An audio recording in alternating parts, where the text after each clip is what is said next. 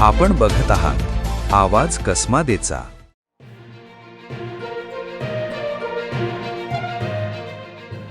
देवळा तालुक्यातील विठेवाडी येथील आहेर वस्ती परिसरात ग्रामस्थांच्या सतर्कतेमुळे प्रतिबंधित पान मसाला व सुगंधित तंबाखूच्या तस्करीचा मोठा पर्दाफाश झालाय।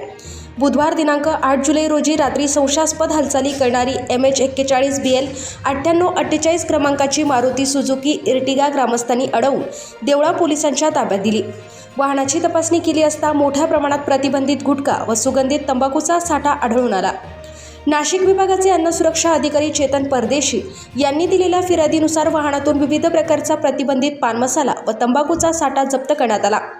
जप्त मालाची किंमत 4,92,200 रुपये असून वाहतुकीसाठी वापरण्यात आलेली 10 लाख रुपये किमतीची मारुती सुझुकी इर्टिगा जप्त करण्यात आली।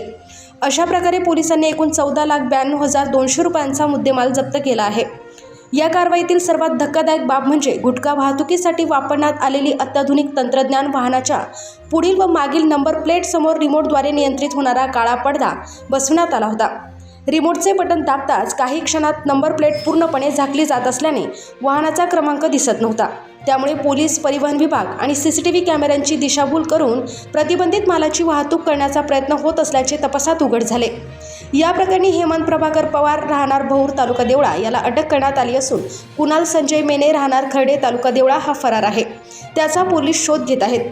फिर्यादीनुसार फरार आरोपी कुणाल मेने याच्याविरुद्ध यापूर्वीही देवळा, वनी व दिंडोरी पोलीस ठाण्यात गुटखा तस्करीचे 4 ते 5 गुन्हे दाखल आहेत।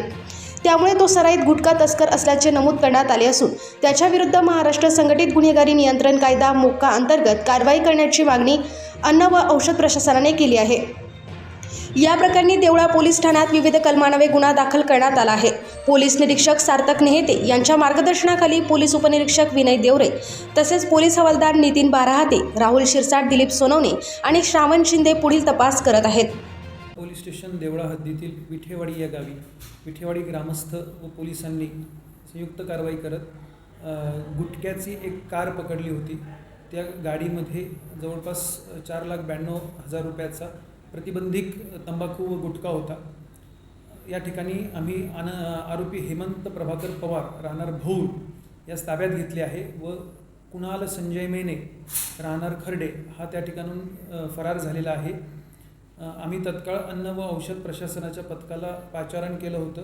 अन्न व औषध अधिकारी श्री चेतन परदेशी यांनी फिर्याद दिल्यावरून पोलीस स्टेशन देवळा येथे भारतीय न्यायसंहिता व अन्न व सुरक्षा मानके कायद्यान्वये गुन्हा दाखल करण्यात आलेला आहे।